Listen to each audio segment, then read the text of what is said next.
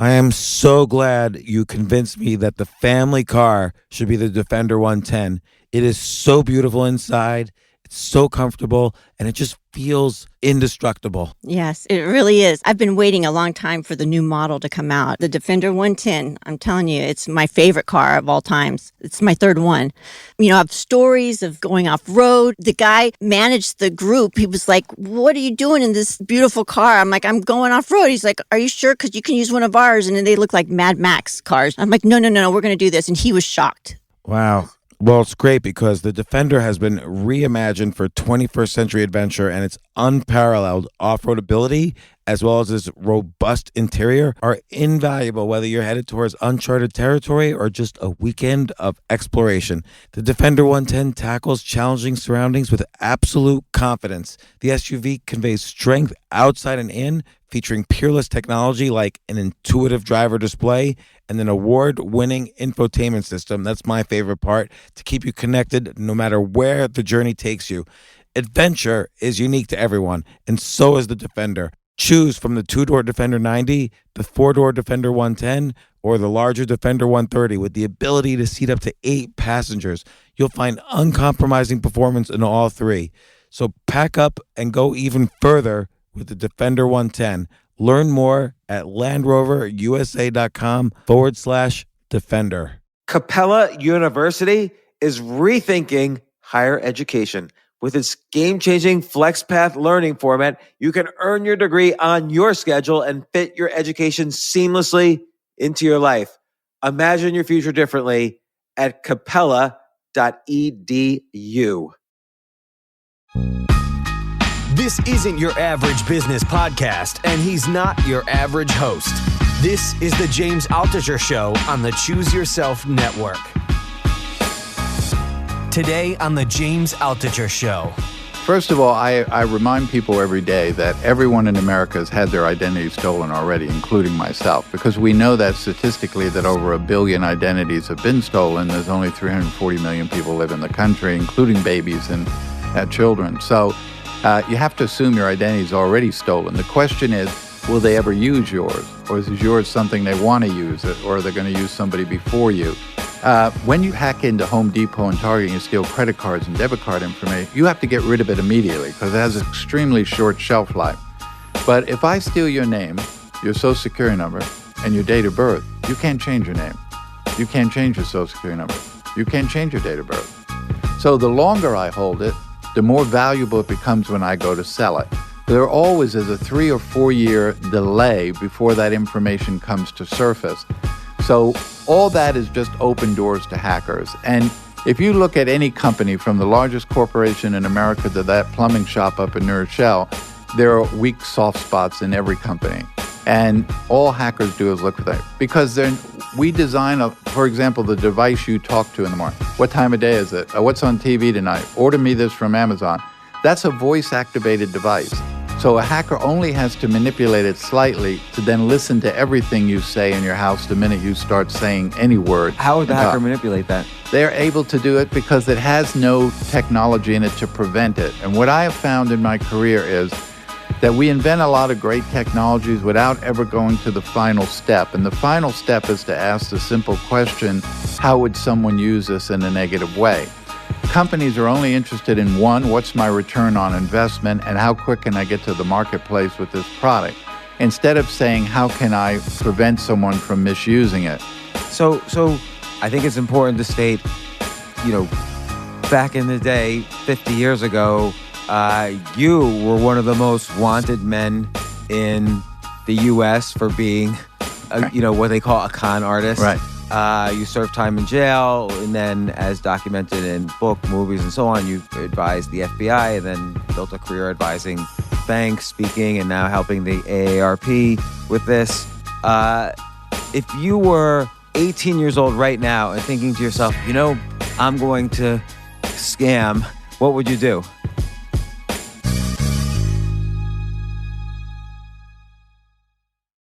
All right, we're going to start. So I am a big fan of this man ever since I first read his book, probably in the early 1980s. I was either in junior high school or high school, but he wrote the book, which later became the movie, Catch Me If You Can. The movie was done by Steven Spielberg. Leonardo DiCaprio plays the man sitting in front of me, Frank Abagnale. Frank, how's it going? Great. Thanks for having me.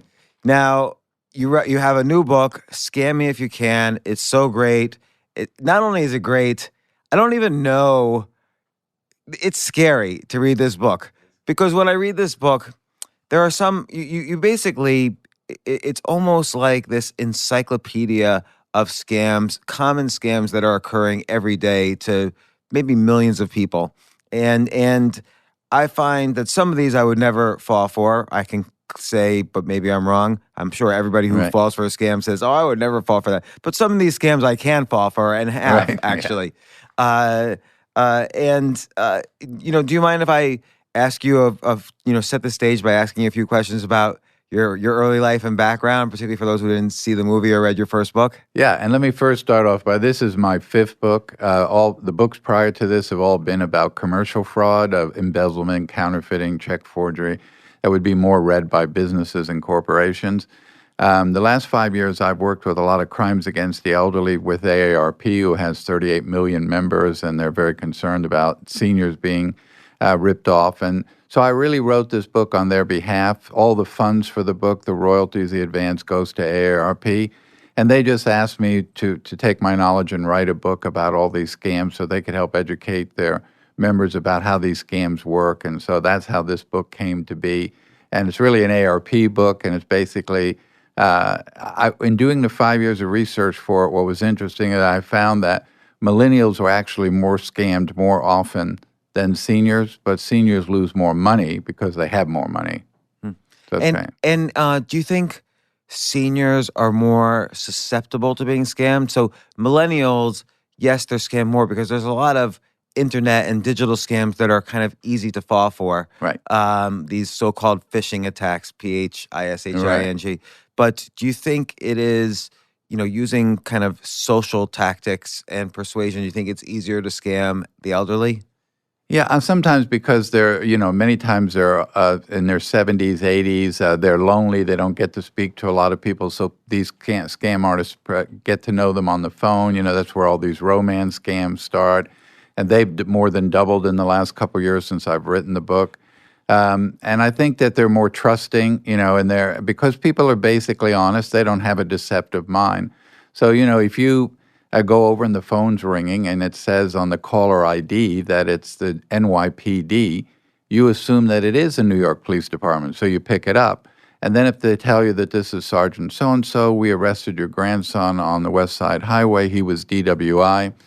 He was driving this kind of vehicle. He did have a passenger in the car. Her name was, and right away that's the girlfriend, you've met her. He didn't want us to call his parents. They give you the parents' name. All this is to gain credibility. And it's all on Facebook, but on Facebook. So then eventually they just say, he needs to post bail in the next couple of hours or have to spend the weekend in jail. Oh, no, I don't want that to happen. How do I do that? Well, if you just give me a credit card, I can post his bail. It's $500. And so people just immediately do it, but they make it so factual, so believable that the people on the other end, and I explained to them, of course, in the book that caller ID is the easiest thing to manipulate. I can make it say U.S. Treasury, IRS, well, whoever I want it to say. But people don't know that unless you tell them that. In all the books I've written, I have found that education is the most powerful tool to fighting crime. So whether I'm teaching FBI agents or I'm teaching banks or I'm teaching consumers, if I say to you, here's the scam, here's how it works, here's the red flag that you would recognize, then next time that call comes, you say, oh, no, I've already read about this. I know it's a grandparent scam. I know this is how it works. You're not going to fall for it, but you have to educate yourself or otherwise you get victimized by it. Right. It's helpful to know, basically, again, you list everything from like these romance scams to these fake kidnapping scams, which is sort of similar to that police description, to all sorts of types of identity theft and charity scams, loan scams. I tried to cover everything in there.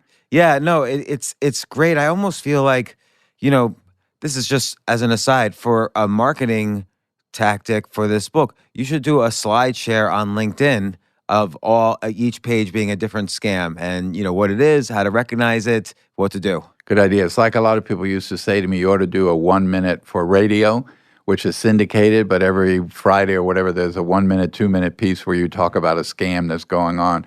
For example, right now, the most current scam is these student loan scams where they call you and say, I know you have the student loan. We can help you pay that down. We can get it down and get it lower than what you actually owe. But there's a $1,250 fee, and then it's $40 a month while we do this. And a lot of people are falling for that. Well, most of them, first of all, are scams. The ones that are so-called quasi-legitimate are doing only what you could do yourself. You don't need them. It's kind of like when they tell you, I can fix all your credit card bills you owe. Well, you could do that. You just have time to call each credit card company and work out a deal with them. They're doing that, but they're charging you a lot of money to do it, so it's unnecessary. And some of them are scams. They don't do anything. They just take your money. So, every day there's another scam, and it's always timely to what's going on at that particular time. Right, and like you say, like for instance, kind of the consolidating credit cards, that's a legit service many companies offer. But like you also mentioned, that can also be a scam. So there's this gray area. Yeah. It's not a gray area really. One's legit, one's a It's scam. not. But by borrowing the tactics of a legit business, they can do everything right up until the point where they pay off the credit card companies. They just Right. keep your money. Right. And like, let's just take that case. How do you really know they're going to pay the credit card company? Well, first of all, any credit card company will work with you because obviously it's better to have some money than no money. So if I say to a company, I owe you $300 on this credit card, but I can only afford to pay you $10 a month, they rather me pay them $10 a month than file bankruptcy and give them nothing. So they're going to work with me, but I have to take the effort to call all of them and do all the work. Those companies, that the legitimate ones, that's all they're basically doing on your behalf, but they're collecting a fee from you to do it. The ones that are not legitimate are just collecting the fee, and they never call anybody. They don't fix anything, and your credit, just stays basically the same. And so how would you, I guess the way you would avoid that is look to see that this is a legit credit card consolidation company. What I look for do reviews. is I use two resources that I find very effective. One is the state attorney general's office. He and she are elected by the people of that state, and each attorney general's office has huge consumer protection bureaus with highly trained and educated people who keep track of all these companies, whether they're roofing companies, whether they're construction companies, or whether there's collection companies, or even charities. So if I see a charity I'd like to give money to, but I'm saying, I'm not sure this is a legitimate charity, I can call their office and they'll tell me, no, it's not a legitimate charity. I don't send any money to them. And they'll say, yes, it is a legitimate charity. And the Better Business Bureau does it as well. But so there are resources to go to. So if I was going to use one of those services, I would first go to the Better Business Bureau, ask them if there are any complaints against these companies. Do they know this company? Do they have a long history with the Better Business Bureau? And then if I had further doubts, I'd call the Attorney General's office. Same thing. Have you had complaints about this company? Same way you would go to Amazon to see how people rate a certain product is the same way you go there to say, what do you know about these people and how are they rated? But the funny thing is, like, let's say there's a satisfied customer. They don't. Let's say a company has 100,000 satisfied customers and 5 unsatisfied customers. The 100,000 satisfied customers don't never say anything to anybody, but the Right. 5 unsatisfied ones tend to be the ones that go to the Better Business And Bureau. that's a good point. And that's why I prefer the Attorney General's office, where the Better Business Bureau is a business, and they're only tracking those things about the complaints that people filed, where the Attorney General's Consumer Protection Bureau actually has investigated those companies and know whether those companies are legitimate or not. I did not know the Better Business Bureau was a business. I thought it was a government organization. Oh no, it's basically a business ran, and then you have the Better Business Bureau of New York, the Better Business Bureau of the Bronx, Better Business Bureau. There are a lot of different companies, but they're affiliated with the Better Business Bureau, but they run as a business. And what happens is you own a company, you join the Better Business Bureau because you want to say, I'm a member of the Better Business Bureau. And then the Better Business Bureau keeps records of those complaints. So if I call and say, this guy never fixed my roof and all that, they keep those records. But their customers are their merchants and the people that are doing business, not really the consumers, not their customer. Their customers, their members, and the people who they do business with. You know, another scam that you mention in here, and again, you list hundreds, and it's worthy being aware of all of them, and we'll discuss that awareness issue in a second. But you mentioned these charity scams like a GoFundMe. Like, so for instance, you find the scammer finds a legitimate cause, like let's say someone lost their home in a fire, and they set up a GoFundMe for that person, everything is legitimate again, right up until the point where that person is supposed to deliver money to the charity case, and they don't. Well, that's what's very difficult with GoFundMe. As you know, we've had a number of cases of just people that were defrauding people. They set it up and say that this happened to this person when it really didn't happen to them. They're in on the scam just to get people to send money. So with GoFundMe, I think you have to be very careful about who you're giving money to, and is it really going to that person that's been harmed. So, a lot of times those GoFundMes, I would only do that if I knew it to be a legitimate thing that actually happened to somebody, and I know that maybe it's someone in my neighborhood had lost a child or something, and people got money to pay for a funeral or something, and I know that happened. It was in the news. I know the people in the neighborhood. I would be fine with that. And then you'd have to know the person who's doing the GoFundMe. Who's doing the GoFundMe is a legitimate person, and so you have to be, as I tell people every day, you can't rely on the police, you can't rely on the government, you can't rely on your bank. You have to be a little smarter consumer today. You have to be a little wiser consumer today. You have to investigate a little bit. There's nothing wrong with being skeptical. It's a virtue. So you have to just say, before I part with my money or part with information, I'm going to make sure I know who is on the other end. It's so tricky because towards the end of this podcast, I'm going to describe two situations where in one case, I was 90% there where I almost got scammed a huge amount of money. And in the other case, I was about 50% there. But both will seem obvious when I describe it, but at the time it wasn't so obvious. And I think this is the danger. Like, again, I would say to myself, oh, I'm never going to get scammed. I don't click on those links. I don't answer those phone calls. And yet everybody's kind of has their buttons that can be pressed, I feel. Absolutely. And as I remind people all the time, I could be scammed. Anybody can be scammed. So I also do a podcast out of Washington, D.C. every Wednesday for ARP out of their studios. It's called The Perfect Scam. And we have people who are scammed, but then we send an investigator out to meet those people, talk to those people, get their story on tape, and know that it actually happened. And then we go over that. But we've had two FBI directors who are long retired. They're in their 70s and 80s. They've been scammed. What were some of their scams? Either the grandparent scam or one was a romance scam. So an FBI director had a romance Scam with someone because his wife had long passed away. And we had someone that was the chief editor of Time magazine. He had spent 35 years at Time. So, I mean, they're very What was the scam that happened smart people. That was a financial investment scam. Tell me about one. Like, describe that one. Basically just saying that there was building a building with the hotels and all of that and had all the documentation for it, all the information about it. And this is a very intelligent individual. They read through it. They looked at all the materials. They probably had their attorneys look at it. And he thought it was a good investment. It turned out to be a scam. So, I mean, the most sophisticated scams or the most amateur scams, anyone can fall for them. So I tell people all the time, there's nothing to be ashamed of if you've been scammed. It can happen to anybody. The problem is with seniors, for example, they don't report it because if, say, it's a 78-year-old woman and she says to herself, if I tell my daughter that I lost $5,000 on some sweepstakes scam out of Jamaica, she's going to take over my bank account, tell me I don't know how to handle my finances and I can't be trusted to do it anymore and I lose my independence. If I call the police, it might get in the newspaper and all my neighbors and friends are going to go, well, Helen's really kind of stupid. She fell for the scam. So they don't tell anybody.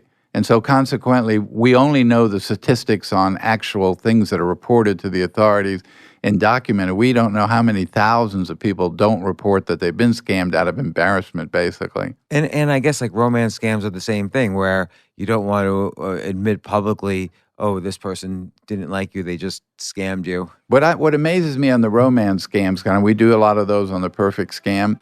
What happens in the romance scams is, first of all, I always remind these people that they're not just working you. They're working 12 other people. You're just one of the 12. That makes it worse. I know. You're just one of the 12. And they meet you online. You're 78 years old. You lost your husband a few years ago. You're kind of lonely.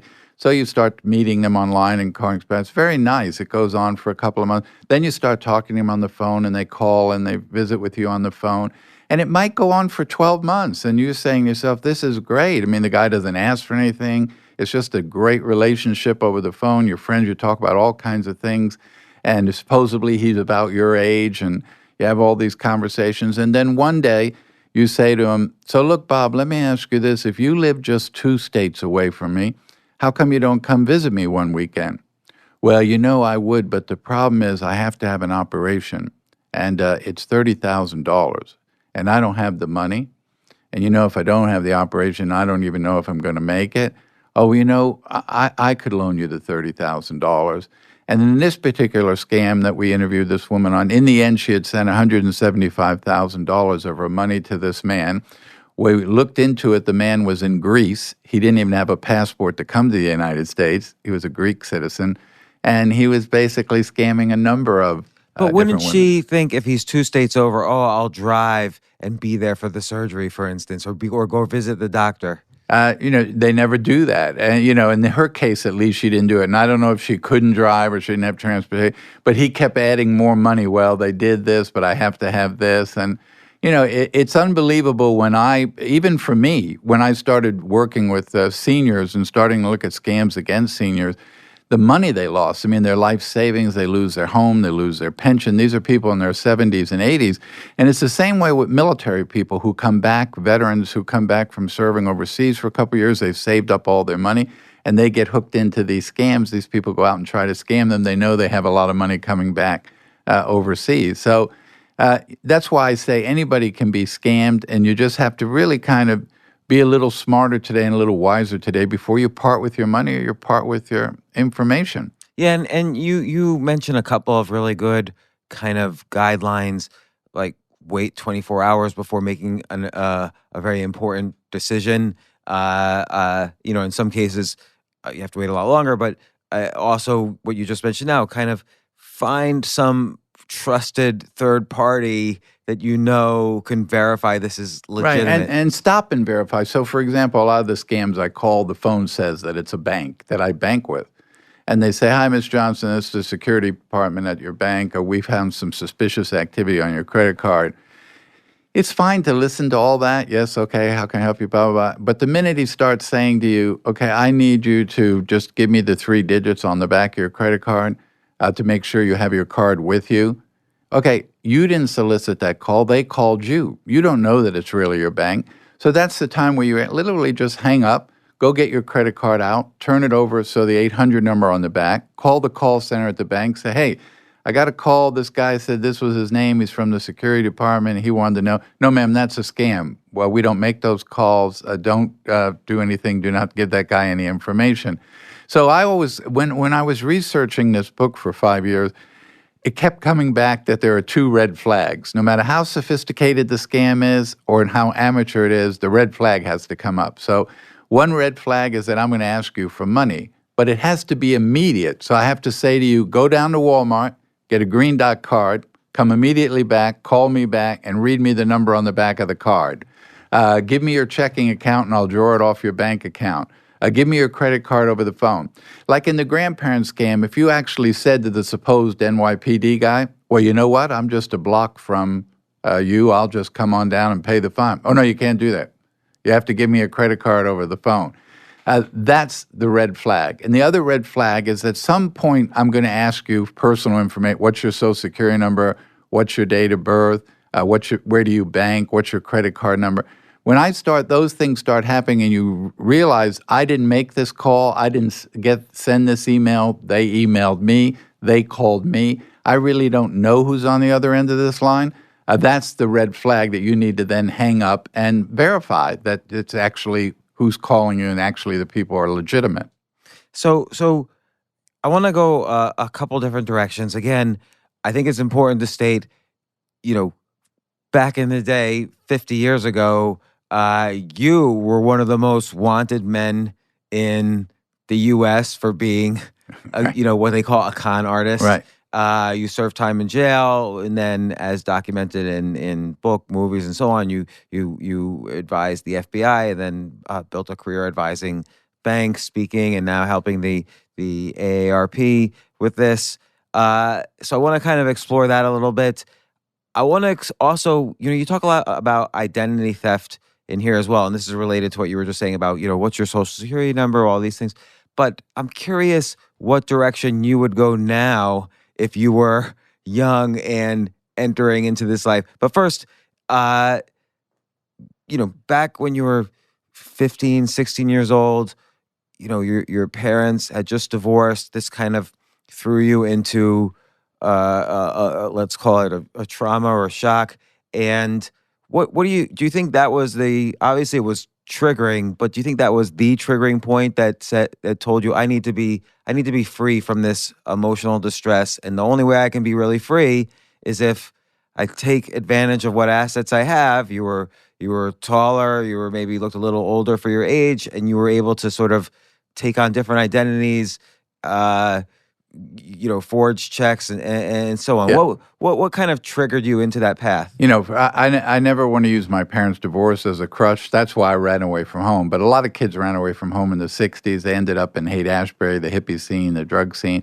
I ended up on the streets of New York City. I was 16 years old. I did look a little older. That was the only advantage I had. And I tried to get a job, but the minute I said I was 16, nobody wanted to give me anything but like part-time work or so. So I started out first with how am I going to survive? I'm a 16-year-old on the streets of New York. And it dawned on me that I'm going to have to change my age. I'm going to have people believe that I'm a lot older than 16. So back then we had a New York driver's license that didn't have a photo on it. It was an IBM card. So I altered one digit of my date of birth. I was actually born in April 1948, but I dropped the 4. I converted it to a 3, and that made me... How'd you do that? 26, just simply by erasing it and removing it and just basically retyping over and over the date of birth on it. And that was very simple to do.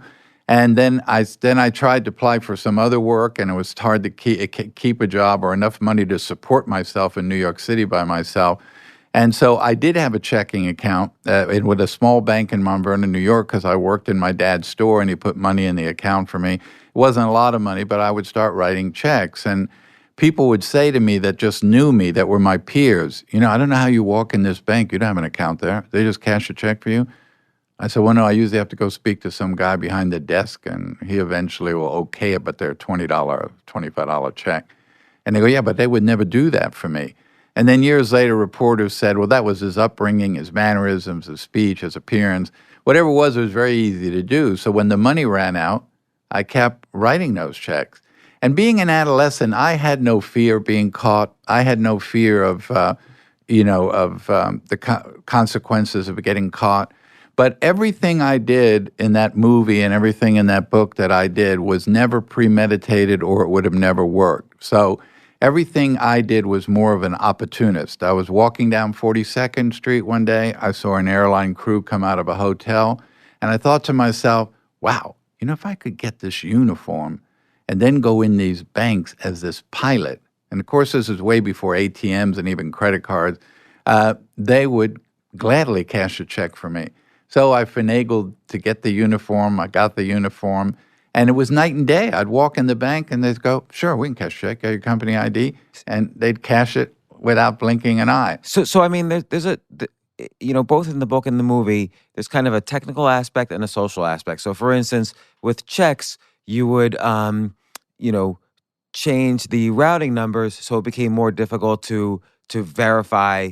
Yeah, and that's because the I funds. researched everything. So, when I started writing checks, then I thought to myself, what do these numbers on the bottom of the checks mean? So when I'd ask a bank teller, they go, I don't really know.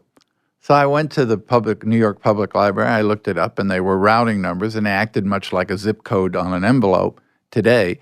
And basically, I knew there were 12 Federal Reserve banks. They were numbered 01 to 12, 01 being Boston, 12 being San Francisco.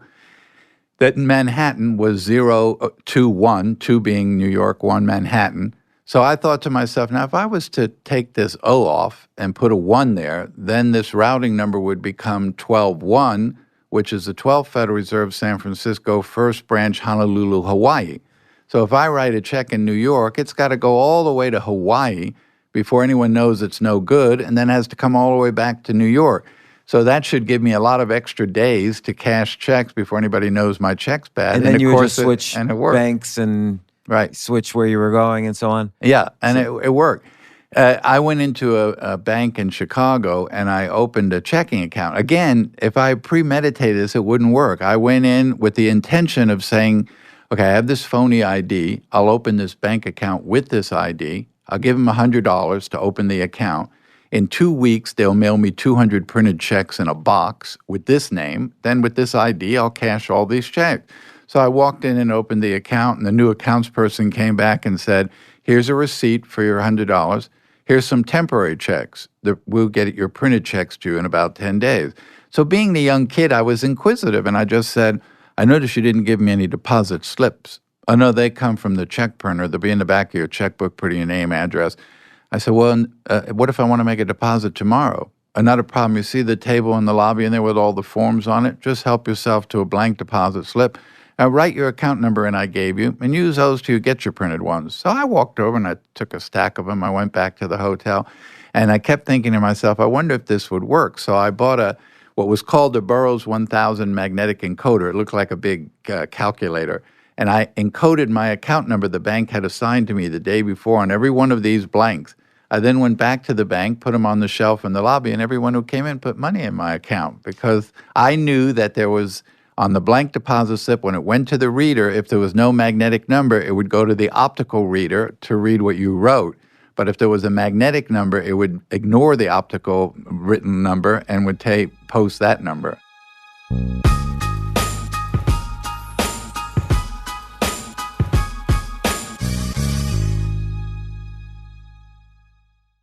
Oh my gosh, I love these clothes. Mizzen and Main. That's Mizzen and Main. It really is the most comfortable work clothes.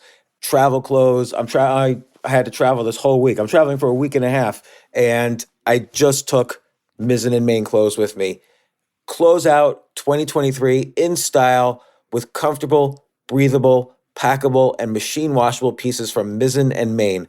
As you wrap up your year-end goals, enjoy a Mizzen and Main dress shirt that you can wear confidently. I like that they've very, very just nice, solid colors. I don't really like to get all fancy in patterns and everything, although they do have some pattern shirts, but very comfortable clothes, stretchable pants. It's just super comfortable, but they look professional, and you can wear them casually or professionally. I like some of their flannel shirts or untuck shirts. I love untuck. I never tuck in. So again, whether you're shopping for a special someone or giving yourself the gift you really want, I just buy myself gifts.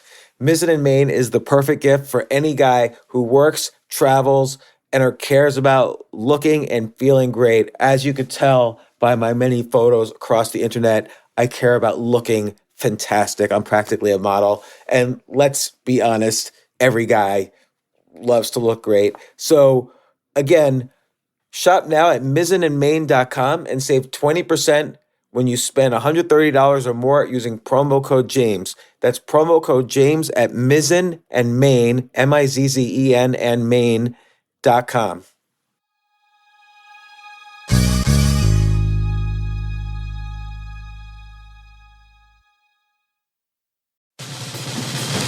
These days, we're all investors, trying to be smart with our money despite our worst impulses. But at iShares, we believe that deep down inside of every investor is a better investor. One that's just waiting to be let out. Explore iShares ETFs and insights and let your best investor out. Visit iShares.com for more information. You know what I love about fantasy sports is that even though I'm not going to be a great basketball player or a baseball player or a football player or whatever, I feel like I get to participate and make decisions and use my knowledge of these different leagues or these different sports to compete. So it's like I can pick my team or I can pick my favorite players, and I could use my knowledge to make predictions and maybe even make money. So with the basketball season here, you can now pick combo projections across football and basketball from the Specials League on Prize Picks. This is a league created specifically for combo projections that include two or more players from different sports or leagues. Want to play alongside some of Prize Picks' favorite players like rapper Meek Mill and comedian Andrew Schultz, who's also been a guest on this podcast, and I've been a guest on his? You can now find community plays under the promos tab of the app to view entries for some of the biggest names in the Prize Picks community each week. Look, Prize Picks even offers a reboot policy so that your entries stay in play even if one of your players gets injured. For football and basketball games, if you have a player who exits the game in the first half and does not return in the second, that player is rebooted. PrizePicks is the only daily fantasy sports platform with an injury insurance policy. What? So I love playing it. I love anywhere where I can use analytical ability with my interests to demonstrate some skill and maybe make some money. And I like the game-like aspect. I do wish they had chess as a category on prizepicks.com, but I'll settle for what they've got. Maybe I should make my own fantasy chess league. But in any case, I love PrizePicks. Go to prizepicks.com/James. Use code James for a first deposit match up to $100. That's the easiest $100 you're ever going to make. So that's prizepicks.com/James and use code James. Daily fantasy sports made easy.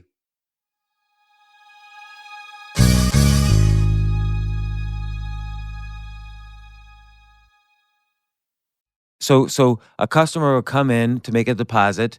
They would write Their number in. Their number. It would ignore that, go to your number, Right. and deposit the money into your account. Wouldn't that be easy to, once they realized there was a problem, wouldn't it take seconds for them to realize what happened? Yeah, but I don't know that they fixed it in any short time. All I know is I got away with about $40,000 within 24 hours, so I wasn't really worried if they fixed it or not. But it was. But I think it could.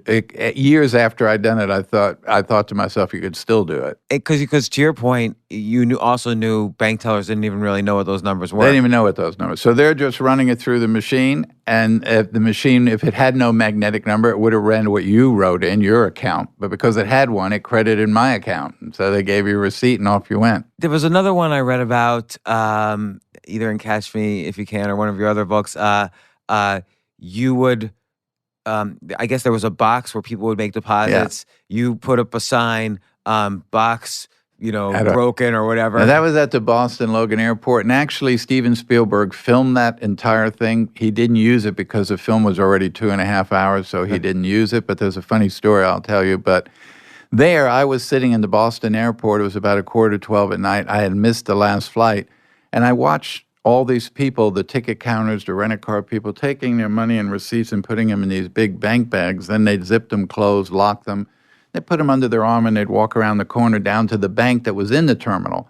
And they'd stick their key in the night box, and they'd open it, and they'd drop the bag down the chute, and they'd make sure it went down. Then they'd close it, and they'd lock it, one right after the other. So I got this bright idea. So the next day, I went and rented a bank guard uniform at a costume store. I hung a beautiful sign over the night box, said, "Night box out of order. Please leave deposits with guard on duty."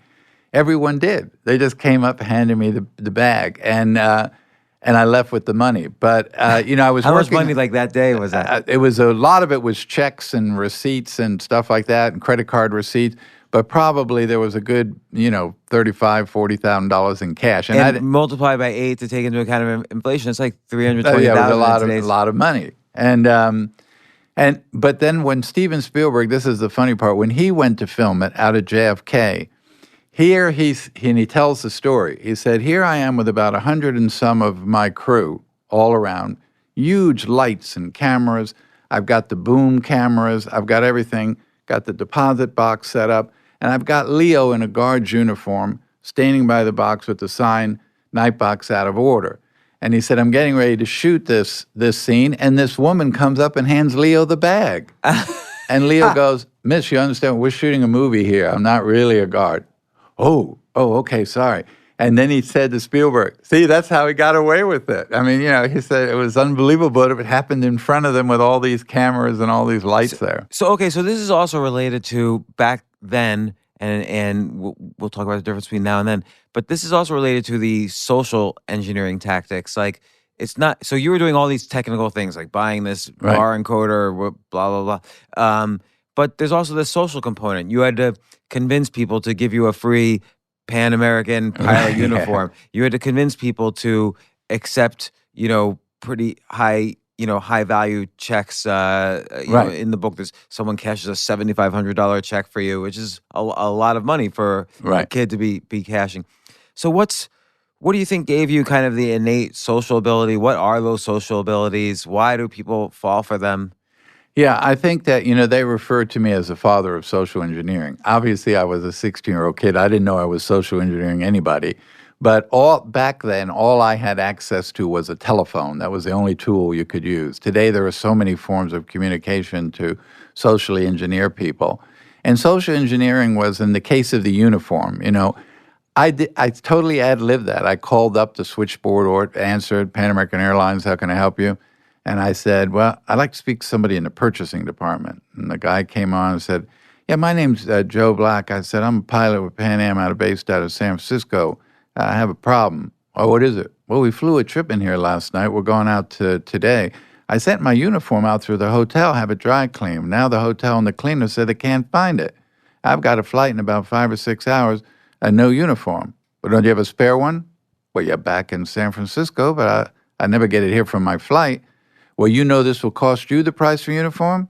Well, I understand. Well, hold on. He came back and he goes, you need to go down to the Well-Built Uniform Company on Fifth Avenue. They're our supplier. I'll call them and let you know that you're on the way. Well, that's exactly what I wanted to know. So I went down to the Well-Built Uniform Company. Guy fitted me out in the uniform. And then the funny part of that was he says to me, I said, how much do I owe you? He says, $286. I said, I'll write you a check. Oh, no, we can't take any checks. Okay, well, I'll just pay you cash. No, we can't accept cash. You need to fill out this computer card. And then in these boxes, put your employee number. Then we bill this back under uniform allowance. Comes out of your next Pan Am paycheck. I said, oh, that's even better. Go ahead and do that. So because you had already had from some other way a Pan Am employee number that you had. I just saw how many out. boxes it was and knew how many numbers it probably. And just made up easier. a number. Yeah, that was all there was to it. But then you have to kind of almost what I would say commit to the act. Like you Right. go into the airport, you're a Pan Am pilot. So you didn't just use the uniform to look more respectable cashing checks in a bank. You flew millions of miles. But again, never dreamed I could do that. And Spielberg filmed that out at the old TWA terminal because that's where it took place. That's where the first idea came. I had gone out to the TWA ticket counter and I said I need to purchase a ticket wherever I was going. And the agent, said to me, well, are you riding or are you buying? So I don't understand. Are you riding the jump seat or you're actually purchasing a ticket? I said, well, no, I could ride the jump seat. She said, okay, well, then I'll give you a jump seat pass. Then I realized I could fly for free. You weren't afraid anyone was going to call up Pan Am and look, I just need to verify you're a Pan Am pilot? Or Yeah, you can't be afraid. I mean, you either have confidence you're going to get away with it. And everything I did, I learned from other people. I asked an Eastern Airline flight attendant out at LaGuardia one night. I got off the plane with her, and as we were walking out, I said, well, we're going to go to dinner, but I got to go see if I can cash a check at one of these banks over here. Well, you need to go to the bank. Just go to the Eastern Airline ticket counter. So, well, no, I don't fly for Eastern. It doesn't matter if you're an airline employee. They'll cash it for you as a courtesy. Just have your airline ID.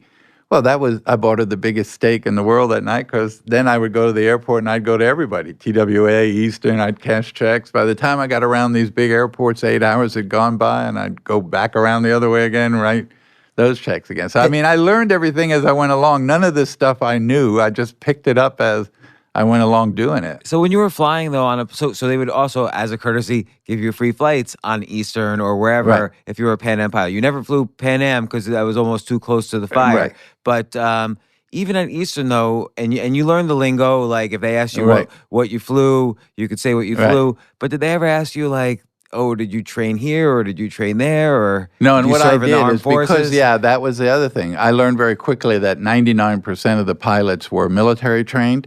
So you didn't want to say I was in the Navy, I was a Navy pilot, Air Force pilot, because then they would have started getting into what kind of plane, where missions did you fly.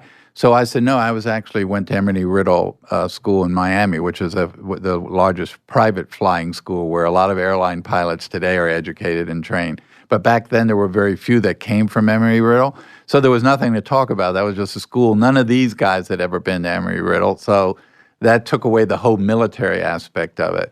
And, they love to talk shop. What happened many times when I would get in the jump seat's not a comfortable place to ride. So if there is a seat open anywhere on the plane, the flight attendant will come up and say to you, I do have a seat back in coach if you want. All pilots go back because it's not comfortable to sit in the jump seat. So many times I would just take that and go back. I was more about the free ride, and I didn't really want to be up there with them where I could be asked a lot of questions and stuff. So I would go to the back. But if I was up there, they love to talk shop. So, mainly I would just listen. I'd pick up all this jargon from them and all this stuff, and I'd remember what they said and I use it. Let's say the conversation felt like it was going to get dangerous for you. And this is, I think, where some of the social engineering comes in. How would you act? Like, what would you do to kind of give yourself a safe landing, so to speak? That's the creative part of what I did. And I don't think that you teach someone that. I think it's just something that comes natural. So if I was standing in London in the Kensington Hotel where the Pan Am crew stayed, and I was standing there alone, and another Pan Am pilot saw me, and a real Pan Am pilot came up to me and said, "Hey, Bill Black out of San Francisco." I had to immediately be able to say, "Hi, so-and-so out of JFK," and knew what the base was, but the opposite of him.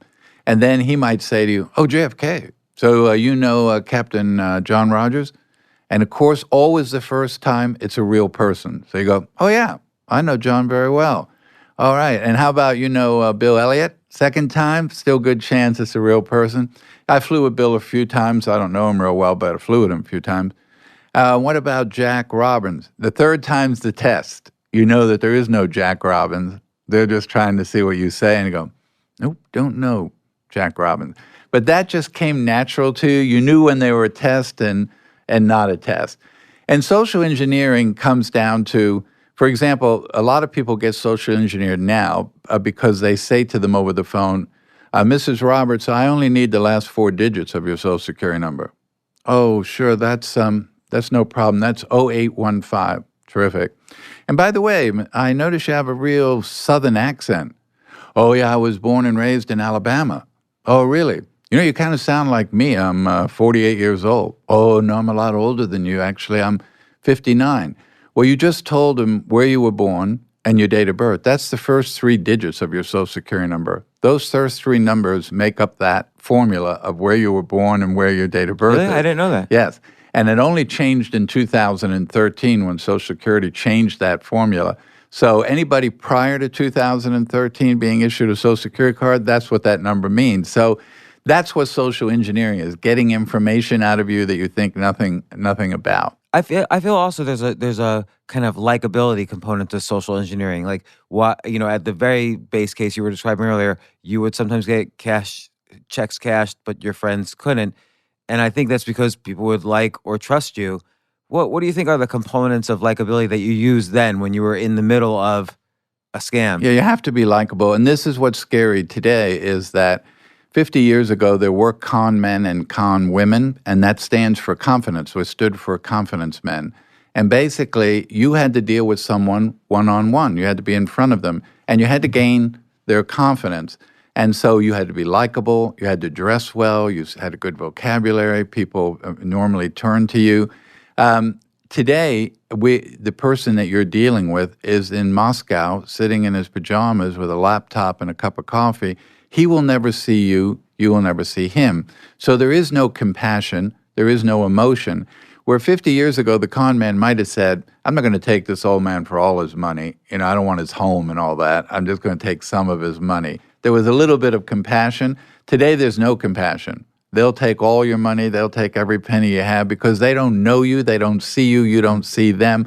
There's none of that emotion involved. And that's what makes the technology and the scams today so much more scarier than they were 50 years ago. And I wanna cover that, but I'm just a little more curious about when you started learning about all this and your knowledge. It didn't seem to be all about money for you. Yes, you were able to get significant amounts of money in these ways, but then it seemed like you wanted some kind of validation. You liked that feeling of being looked at as an airline pilot. You then became a pediatrician for several years. You became an attorney. Yeah, and again, people say to me, I saw the movie, and then years later I read the book, and they said, the book was so much better because in the book you explain how you ended up doing all these things. And again, not premeditated, but the opportunist. So after the pilot, I basically hung that uniform up and I moved to Atlanta, Georgia, and I moved into an apartment complex. And on the application that I was filling out, it asked occupation. And I didn't want to write airline pilot because they were looking for me as posing as a pilot. So I just wrote doctor. I didn't fill in any of the other where do you work, all that. I just wrote doctor. But I had an inquisitive apartment manager, and she said to me, "Oh, you're a doctor?" I said, "Yeah, but I'm not practicing medicine right now. I left my practice out in L.A. to come invest in some real estate I have." "Oh, really? Well, what kind of doctor are you?" And I said, "Well, I'm a medical doctor." "Oh, really? What type of medical doctor?" And because it was a singles complex, which back then they had the single complex, no one there had children, I said I was a pediatrician. And that was going to be the end of it. But then I moved in and I met a pediatrician, and he introduced me to other people. And then I found myself having to read a little bit to keep up conversations with this guy. And then one day he said to me, "Hey, there's a doctor up at the hospital who had a death in his family, and they're looking for somebody to cover the shift for a couple of weeks. It's an administrative capacity, so you don't need your license or anything or go through any paperwork. It's just a matter of doing an administrative job." And then that thing of what I was doing, I said to myself, "That's a challenge. I like to go see if I can get away with that." And so I did it. I met a girl who was actually in the movie, it's different, but in real life it was an Eastern Airline flight attendant whose father was the Attorney General in Louisiana. And I was taking her out on a few dates, and people would say to you, back then I would always say, I used to fly for Pan Am, but I got furloughed, which was very common back then. And, sometimes you get furloughed for a year, 8 months, 2 years. So I said I'm on a furlough. So then I don't know why I brought it up, but I said my background, because most pilots can only work 80 hours a month. So they usually are accountants, some are lawyers. So I said, well, I have a law degree, but, I really don't practice. Oh, so then when I met her dad, the dad said, "What are you going to do the next several months?" I said, "Well, I don't know." He said, "Well, you want to come work in my office? You have to take the bar." And I said, "Yeah, that'd be great." So I went and studied, and I researched. And back then, Louisiana didn't require a law degree to take the bar. And I took the bar, and I passed the bar, and I went to work. So you really were a lawyer. It really was a lawyer. I worked civil cases under Attorney General P.F. Grimion in the civil court. But I was two things. One, I was always smart enough to know you can't do this forever. So even if I was comfortable saying, "Wow, this is great. I'm working here as a lawyer. Nobody knows anything," I was always smart enough to know they're going to find out, or someone's going to catch up with me that's chasing me. You can't do this forever. So I was always smart enough to know to move on from it. It was always just a challenge, can I get away with it? And once I did it, then that challenge was gone. And I was smart enough to say, I'm not going to stay here and get caught And, when you live a life of that kind of life, it's a very difficult life. I think that Leo DiCaprio said it best in an interview. He said, Frank Abagnale was probably the greatest actor that's ever lived because he literally acted every single day. He got up in the morning and he took on a role until he went to sleep at night, and then he got up the next morning and took the role on again. He was acting constantly. And I think that's true. But because you're doing that, you have to always make sure that everybody likes you. You have to be the nicest guy. You can't have any enemies. You can't have somebody that's jealous of you or anything, because the minute someone starts looking at you in a negative way, then they start to find fault with you and they start to question things about you. So that living that chameleon existence of having to blend in but can't really get anybody mad or have to be such a really nice person all the time constantly, it's just you can't only carry it on for so long and you have to move on. So was it a relief after, so you went to jail for a while, you served some time, you were finally caught, and then the FBI, as the story goes, looked to you for some expertise in some cases they couldn't solve. Were you able to, was it a relief to finally be validated for something you really were an expert in legitimately, and B, were you able to help them solve some cases? Oh, yeah. I mean, I had served time in the French prisons where I was arrested. Then I was extradited to Sweden. I served time in the Swedish prisons. Then when my sentence was up in Sweden, the U.S. authorities came and got me. They brought me back to the United States. A U.S. federal judge in Atlanta sentenced me to 12 years in federal prison. I served 4 of those 12 years at a federal prison in Petersburg, Virginia. And when I was 26 years old and the government offered to take me out of prison to go to work with the government, I just saw that again as the opportunity. I know that people would love me to say, oh, I was born again in prison, I found God, prison rehabilitated me, I saw the light. I don't think that I was any different than the guy that went into prison. And again, here came an opportunity, and I said, yeah, I'd rather be there than in here. So I took the opportunity and I went out. I don't think I was a changed person until when I went to work with the FBI, I worked undercover for a few years. And one of my assignments was in Houston, Texas, and I met my wife. And I kind of fell in love with her, but she knew me as this other person that I was supposedly undercover as. So when it was over, I literally broke protocol to explain to her, I'm not this person, I don't have this degree, I never went to school here, I'm not from here. This is my real name, this is my background, and this is why I'm having to do this, And she believed in me, she trusted me. Eventually, she married me against the wishes of her parents. I've been married for 43 years, and they gave me 3 beautiful sons, 5 grandchildren. She really changed my life. Getting married and the responsibility of having the responsibility for someone else, bringing a child into the world. So what's amazing to me now today that when I look back on my life, I know that people are fascinated by the things I did between 16 and 21. But I'm 71 and I look back on my life and I say to myself, I'm not so fascinated by the things that I did, but the fact that I did them. I went to prison, I paid my debt, I came out of prison, I've worked for the FBI for 43 years, for over 4 decades.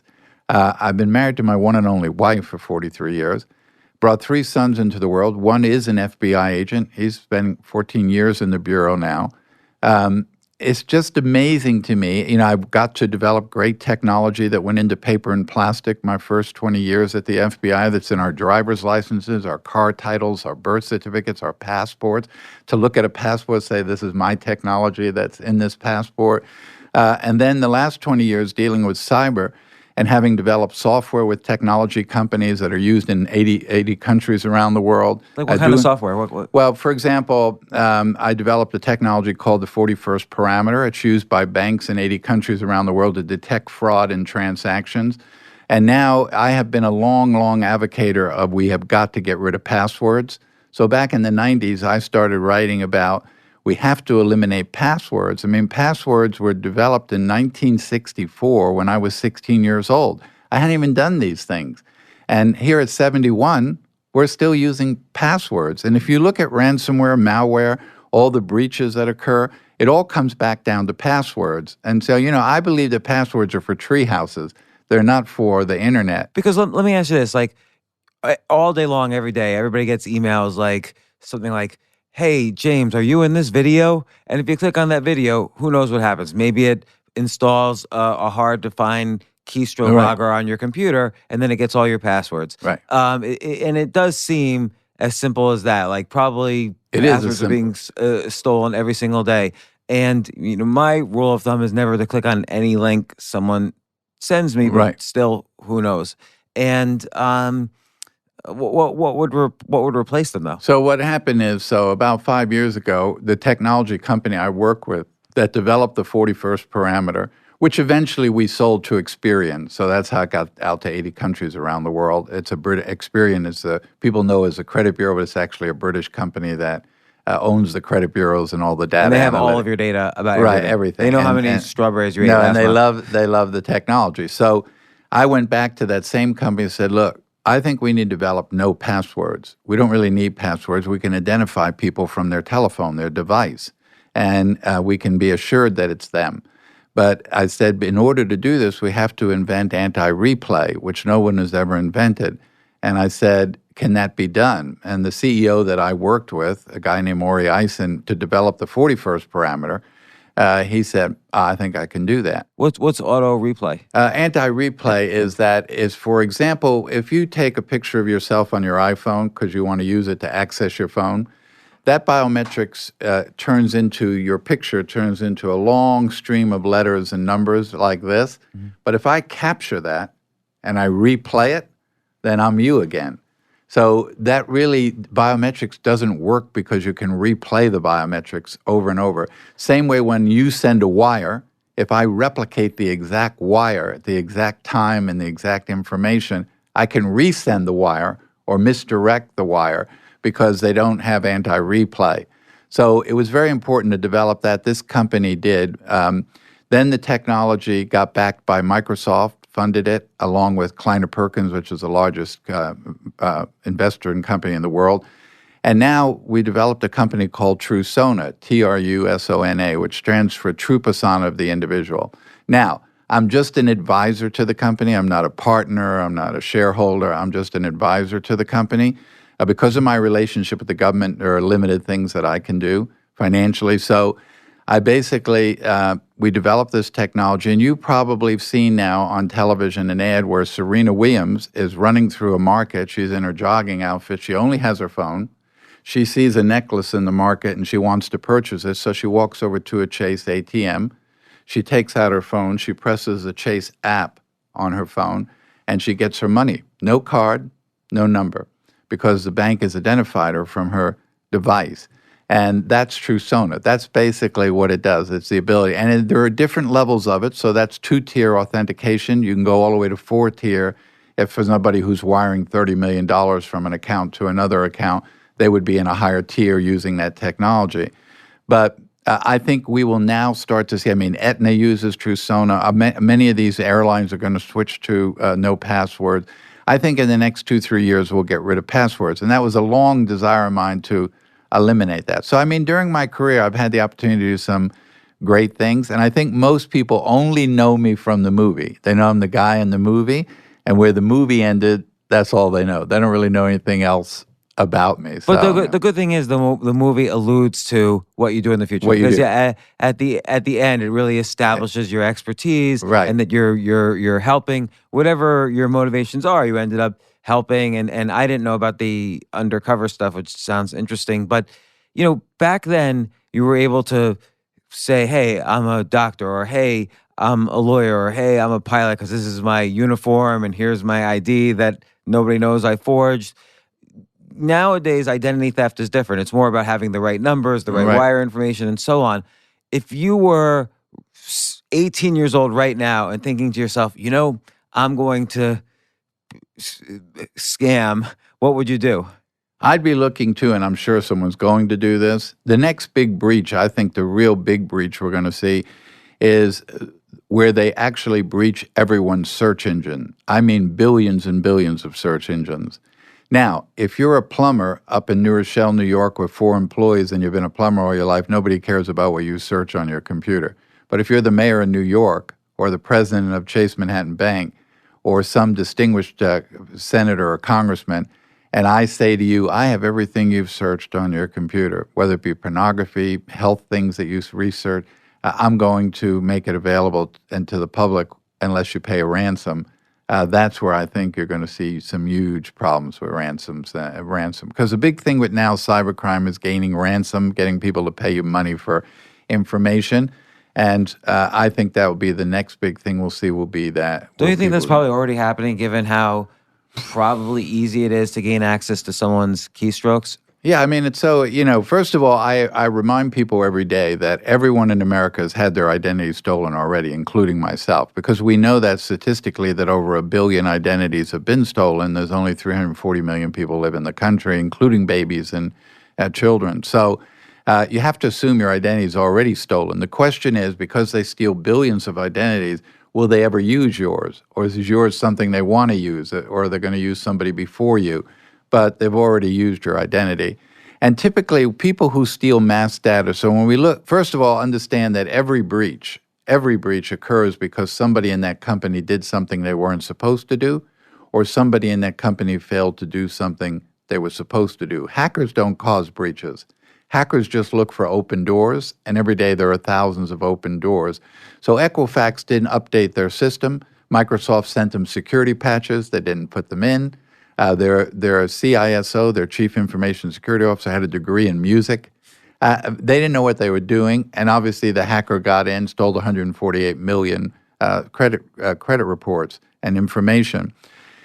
When you hack into Home Depot and Target, and you steal credit cards and debit card information, you have to get rid of it immediately because it has an extremely short shelf life. But if I steal your name, your Social Security number, and your date of birth, you can't change your name. You can't change your Social Security number. You can't change your date of birth. So the longer I hold it, the more valuable it becomes when I go to sell it. There always is a 3 or 4 year delay before that information comes to surface. So when they turn around and say to you, I'm going to provide you 1 year of credit monitoring for free, that's worthless because nothing's going to happen in a year. First of all, you already told the criminal, I'm giving everybody 1 year of credit monitoring, so they're not going to do anything for a year. But typically they don't do anything for 3 or 4 years before it happens. But all that is just open doors to hackers. And if you look at any company, from the largest corporation in America to that plumbing shop up in New Rochelle, there are weak soft spots in every company. And all hackers do is look for that. So when you look in your house, your Samsung TV, your Samsung remote control, those are weak spots. Your cameras. Why is that? Because we design, for example, the device you talk to in the morning. What time of day is it? What's on TV tonight? Order me this from Amazon. That's a voice-activated device. So a hacker only has to manipulate it slightly to then listen to everything you say in your house the minute you start saying any word. How would the hacker manipulate that? They're able to do it because it has no technology in it to prevent it. And what I have found in my career is that we invent a lot of great technologies without ever going to the final step. And the final step is to ask the simple question, how would someone use this in a negative way? Companies are only interested in one, what's my return on investment, and how quick can I get to the marketplace with this product, instead of saying, how can I prevent someone from misusing it? So many of the technologies, like the security cameras that people put on their house because they want to go away and look on their iPhone and see what's going around their property, those are easily hacked into because no one ever went the next step and said, we got to make sure no one can hack into how? them. Because those devices are on Well, they're the not internet? encrypted. Yeah. You know, one day years ago, I was walking into a big electronics store, and I got parked my car. There was a kid next to me in a Mustang, and he had his laptop on his lap, and then out of his window, he had an aluminum wire with aluminum on it. And so I went in the store, and you get the greeter meet you, and I said, you're a security guy around? He said, yes, is there a problem? Just like, speak to him for a minute. So he went and got him. The guy came back. I said, let me ask you this. Are you using any hand devices in your store right now? Well, as you can see, the lines are real long, so what we do is we take out these devices, we take your credit card and swipe it here and then punch you a receipt. I said, I assume they're not encrypted? I don't think so. But there's a guy out in the parking lot, and he's picking up every one of your signals on every card you're swiping, so you might want to go check that out. And how is he doing? Because he has a device that's just looking for all packets that are going out of that particular router. He knows that, again, he knows that when you buy those hand devices, if they're encrypted, they typically run about $850 to $1,200 a piece. If you buy them unencrypted, they're about $250. So most companies don't encrypt them. So you can pick up those signals. All you have to do is then be within a certain distance of the store. And I could tell by the antenna that obviously he was trying to pick up signals. So that's why I asked him if they were using those type of devices. And when he said yes, I said, you probably got a guy. Well, when I came back out of the store, the police were there and all that. And obviously that's what that guy was doing. So yeah, the technology is incredible. There's the information we give away. So let me give you an idea. We get about 5,000 phishing emails every day in the United States. Losses. You mean individually or total? Every day there are about 5,000 phishing emails, and the I losses. feel like I get that amount every day. Yeah, I know. And the losses are about $12 billion a year from phishing emails. And we do track the ones that we track. Go out to about 155 different countries. So obviously there are people in other countries that are doing the phishing. But they've become so sophisticated that I'll just share with you a couple that I've seen. One is from the CEO to the CFO of a technology company, ironically, in Southern California, 4,000 employees. And simply the email says to the CFO, good morning, Steve. First, let me thank you for a wonderful dinner at your home last night. My wife, Helen, and I truly enjoyed your company. Please thank your wife, Susan, for us. We need to do that again soon. As I had mentioned to you over dinner, I'm traveling to Nashville, Tennessee this weekend, and I will be gone all week to attend a conference. I'll be back in the office next Monday. I forgot to mention to you over dinner that I'd like you to wire $35,000 to this charity this morning. I promised they'd have it by 11 o'clock. Here's the wiring instructions. Take care, Jeff. The second email is a consumer, just one friend to another friend. Hi, Barbara. Great having lunch with you today. When you get back from Disney World, please give me a call and we'll have lunch together. I hope you and Randy and the kids have a great time this week. I look forward to seeing you. By the way, I saw this, thought you'd really enjoy it. Here's the link. Now, what's happened is they go to social media because the CEO, a long time ago, said his wife's name, got a picture of him and his wife. He registered for that conference 2 months earlier, so he said, I'm going to that conference. The CFO has said his wife's online. This woman said her husband's name, their children's name, they were going to Disney World. So they're taking all that pertinent information to give it, again, so much credibility that you wouldn't even question. I just had dinner with the guy. Must be him. And that's where it gets real scary, that we give away so much information about ourselves and don't realize that people will take that information to use it for them. Yeah, like I like how you mentioned in this book, Scam Me If You Can, the don't post pictures of yourself on vacation while you're on vacation because then they know your house is empty. Right. Or just for example, in the United States, 71% of the nation's Fortune 500 companies look at your Facebook page when they go to hire you. And about 58% of them make a decision to hire you or not hire you based on what they saw or read on your Facebook page. So I tell young people, if you post a picture of yourself nude on a beach with a bunch of drug paraphernalia all over your body and wine bottles and whiskey bottles, and then you apply for a job, say, with the government, they're going to go to your Facebook page. They're going to see that. They're probably not going to hire you. If you're 12 and you make a racial slur because you're 12 and you don't know any better, 10 years later, your employer is going to see that. And if you say something about someone's sexual orientation because you're 13, you don't know any better, someone's going to read that. So I always tell them what you post, what you say, stays. Now, you can close your account, you can erase it, you can delete it, but it is retrievable. So before you post, before you put the picture up, before you make the statement, you got to stop for 1 minute and ask yourself, do I really want someone to read this? As we've learned recently, everything that goes to the cloud that we were told could not come back can easily come back from the cloud. So Capital One, I learned that the hard way. And information is always retrievable. When people say to me, I have a foolproof system, I said, that's a ridiculous statement because if you believe you have a foolproof system, you fail to take into consideration the creativity of fools. There is no foolproof system. All you can do is you develop things to make it so difficult for someone to manipulate it, they'll go somewhere else. Well, and I notice you practice what you preach. I looked up your children's Facebook pages before this interview. None of them have anything except their one profile photo on Facebook, or at the very least, permissions are all carefully blocked. Right. And I'm not on any social media myself. I'm not on LinkedIn. I'm not anything like that. But I have 3 sons and 5 grandchildren. They like social media. So I, as their grandfather and their father, I just basically tell them how to use it properly so they don't put themselves at risk. And but, you know, again, this all comes down to education and educating people. They don't know this unless someone has told them this. You know, when I go to a college and I speak to 2,000 students and I give a speech, and at the end they do the Q&A, they start asking me, how do I use social media safely and all that? And I tell them, the next day I get all these emails. I immediately went back to the dorm. I took my date of birth off my Facebook. I took my place of birth off my Facebook page. I readjusted my pictures on Facebook.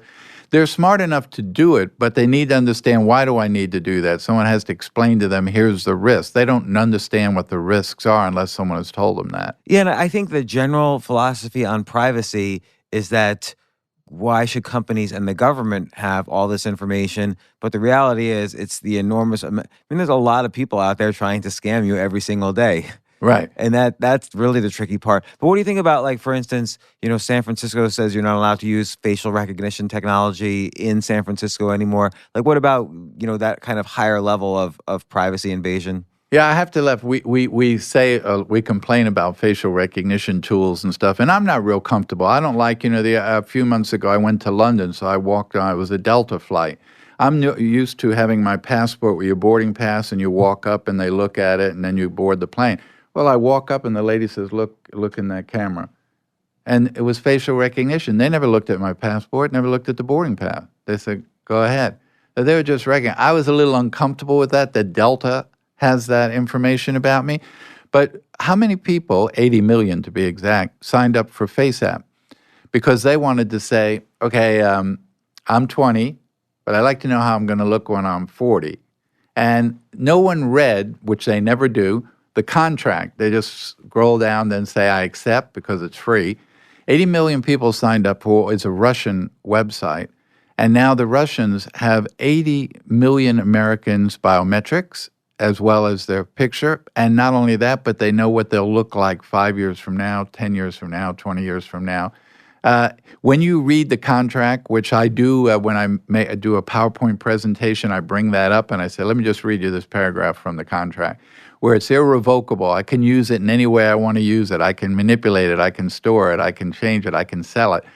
You would have never signed that, but people don't pay any attention. They just immediately accept it and go on. So now, we make it so easy for people to steal from us and steal our information, misuse our information, because we just don't really follow it through. We don't think about it, and we don't have that mindset to think about it. So I try to use my mindset to say, I do think about it. So here, I'm telling you, this is what I think, and you should be thinking that way. So here's what I think is a scam that a friend of mine almost, I was kind of in with it step by step because he was asking me questions all along the way.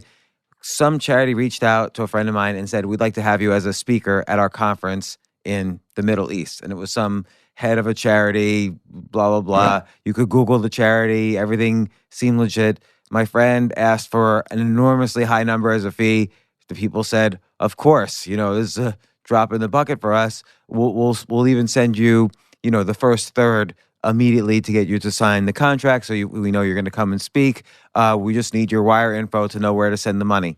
And that's when he stopped. He didn't give his wire info. But I don't understand this, and maybe this is my own naivete about it, but when you give someone your wire info, are you giving them more than, they could then send money to you, but can they take money out of your account? And that same email that you said you got, I've gotten several of them because I am a public speaker, and they come and basically and say the same thing to me. I, of course, work through a speaker's agency, so I refer them to them, but I tell the agency, you obviously know this is a scam, and they go, yes. And they're basically just looking to get the wiring instructions. But think about this. If you were to go write a check tomorrow to the drugstore for $9 and hand the clerk the check, on that check is your name and address and phone number, your bank's name and address, your account number at your bank, and your routing number into your account. That's your wiring instructions. And then you put your signature on that check, which is the actual signature the bank has on your card. So just me taking that check and making a copy of it and then taking that information, I can wire money out of your account. I have your wiring instructions, I have your signature, etc. And it's the same when someone's wiring into your account? Like if they could wire in, they can wire out. How do they do that? Basically just by having all of the proper data to wire the money to you or to wire the money out of your account. So if I say to Blue Cross, look, instead of me writing you a check every month, you sending me a bill, here's my account information and wiring instruction. You just would deposit the money out of my account every month. You go in my account, you get the money and take out whatever the fee is every month, so I don't have to write you a check. That's basically all they're doing. So they say to me, give me a copy of your check, a voided check, so I have the information on the bottom of the check and allowing me to access into your account. So those scams are all about getting you to give them the final information. It all sounds good. They use legitimate sites, so if you go look them up, everything looks very realistic. But they're waiting for you to then have said to them, okay, you can wire me the money at this account, and I'll give you that account. It's the same way when you might, I don't know, there's a very popular scam, and I get these. I probably have gotten 4 or 5 of these. You open up a FedEx or a Priority Mail, and inside is a check. That's all there is a check. But it's made out to you. And so the one I got last time said Bosch and Lomb, and it was $1,200.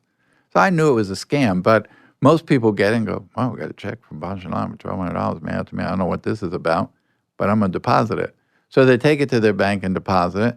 And then the next day, as soon as they deposit, they get a phone call that says, hi, this is Bosch and Lomb. Unfortunately, we sent a check to you by mistake. I assume you received it. Yes. You have that check? No, I deposited in my account. Well, that check was sent to you by mistake. So for the inconvenience we caused you, please keep $200 of that check, but please wire back the $1,000 to us today. And they go back and they wire the $1,000. The check turns out to be no good, and the bank comes back to you and says, you owe me this money. Well, no, I was in this scam. I'm sorry, you were the last endorser of the check, so I really don't care who scammed you.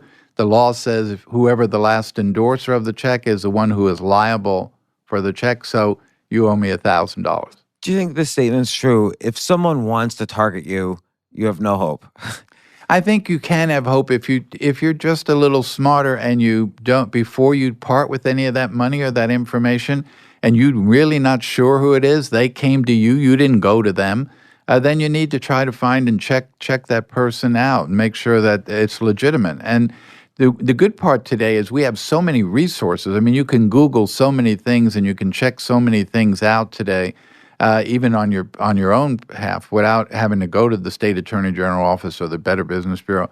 So I think it's just a matter of taking the time. And I'm just saying to someone, if you're going to part with money, especially a lot of money, or you're going to give someone a whole lot of information about yourself, it's worth taking a couple of minutes to make sure that that's a legitimate request or a legitimate place. But to your point, though, about earlier, Alexa, let's say the Nest thermometers, your Samsung, whatever, all these things in your home are also voice activated or tracking your behavior in some way, and they're all probably hackable in some way or other, either through social means or technology means. That's why I don't use them. So but everybody uses them. Yeah, everybody uses them. I use everything. Right. And so then you just hope that somebody doesn't, is not doing it to you. And of course, Podcast listeners, I take that back. I don't use any of those things. Right.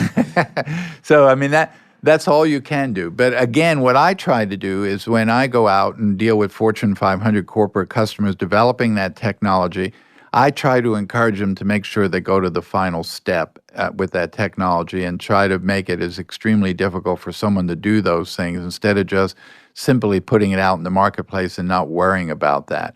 And we overplay technology. I don't need my refrigerator to talk to my toaster. They've been getting along for years without having a conversation. So sometimes we do a little bit too much technology that we really don't need. It's an overconvenience of things we need. I read yesterday in the paper that people are starting to complain now to car manufacturers there's too many gimmicks in the car. There's too many things that make it just so easy to manipulate the car without ever having to know how to drive the car. So I think you can be way too much technology sometimes. So I just want to say again, scam me if you can. Simple Strategies to Outsmart Today's Ripoff Artist by Frank Abagnale, who was, of course, his life was the basis of the movie Catch Me If You Can, starring Leonardo DiCaprio as Frank here.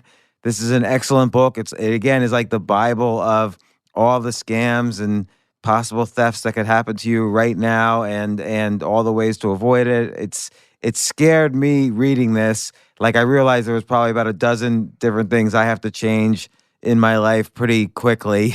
It got me really nervous. For instance, there's one major thing. I actually am so nervous I can't say what I'm going to do here, Right. But I have to change immediately because of what you wrote.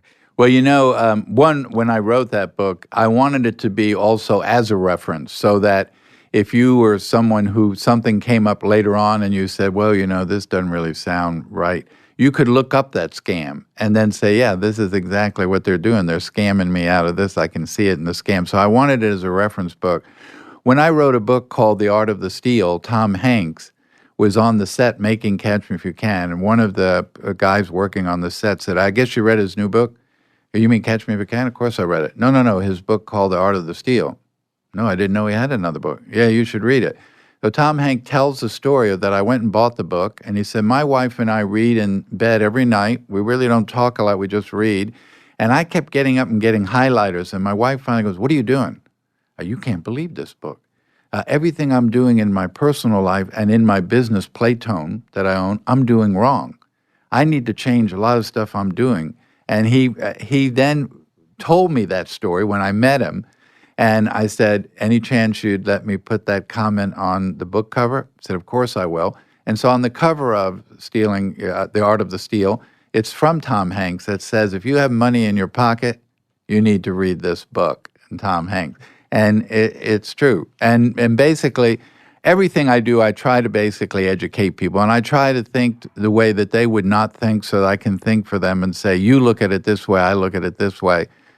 Which do you think would be the best way to do it? And that's all I try to do. Well, you've had such a fascinating life, and I think you really epitomize the word genius because you've been so creative in so many different areas, and you've been through it. You lived to survive what happened, and then you've gone on to help so many people.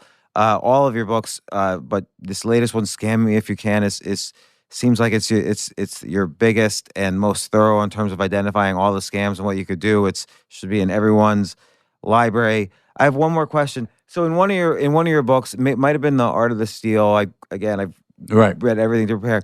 You talk about this thing in the '90s, which I actually encountered, which is people, particularly in New York City, around the Flatiron District, it used to be called the Printing District because there were so many print companies. Right. And I heard about this guy who was he had the highest end copy machines, printing equipment, and he would basically get paper, as you mentioned in the book, like rice paper, very similar to currency, and he would print $5, $10, and $20 bills and just spend them in the local deli. People always checked $100 bills. No one checked a $5 bill, $10, $20 bill.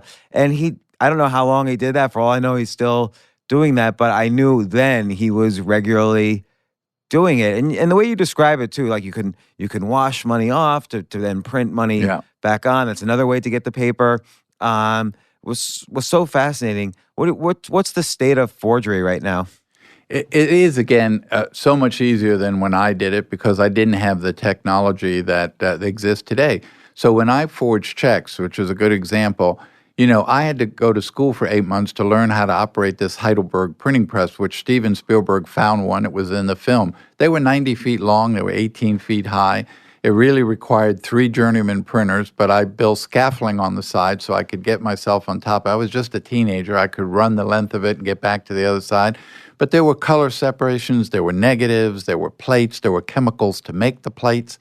Today, you open a laptop, you walk over to a hotel room, you see a big billboard says Delta Airlines, you sit back down, you bring up a diagram of a very good-looking secure check, you go to Delta's website, you capture their logo, you put it on the check in color. You maybe take a Delta jet taking off in the background and screen it deep into the check, and you put Delta across. In 15 minutes, you created this beautiful 4-color looking check. So then you go down to Office Depot, you buy some security check paper with a watermark in it, 8.5 by 11. You put it in your inkjet printer, and you print out these beautiful, gorgeous 4-color checks. And we live in a way too much information world. So 50 years ago, you'd have walked up to me on the press and said, "Frank, these Pan Am checks you're printing, they're amazing. The color, the detail. But how do you know what Pan Am banks?" "Well, I don't know. I just made up a bank's name, Chase Manhattan Bank." "Well, how do you know what their account number is?" "I have no idea. I just made up some numbers." "Well, how do you know who the authorized signer of this check is?" "I have no idea. I just, used some guy's name." The difference today, because we live in a too much information world, all forgers call their victim, because their victim, through social engineering, tells them everything they want to know. So I call Delta and get them on the phone, like speak to someone in accounts payable. "Yeah, how can I help you?" "Getting ready to pay an invoice you sent us. I need to wire your instructions." "Oh, we bank at SunTrust Bank in Atlanta. Our account number is 176-8532. Hang up, call back, ask to speak to someone in corporate communications. "I wonder if you send me a copy of your annual report." "Sure, we mail it out today." Page 3, signature of the chairman of the board, CEO, CFO, treasurer, controller, white paper, black ink, glossy pink. Scan it, digitize it, put it on the check. So we live in a way too much information world. Technology has made it very simple to do.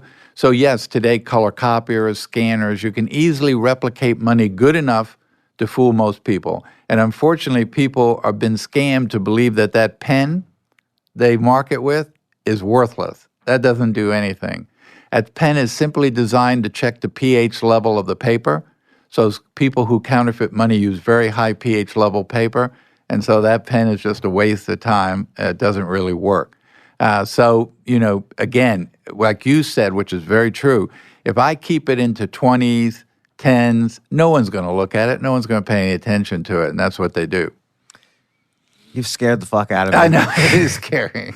Thanks a lot, Frank. Thank you for having me. Abagnale, this is such an enlightening interview. I wish there's so many other things I want to ask, but I want to respect your time. Stop by again next time you're in New York, and good luck on this book, Scam Me If You Can. It's a great book. I highly encourage everyone to read it. Okay, thanks. Appreciate it.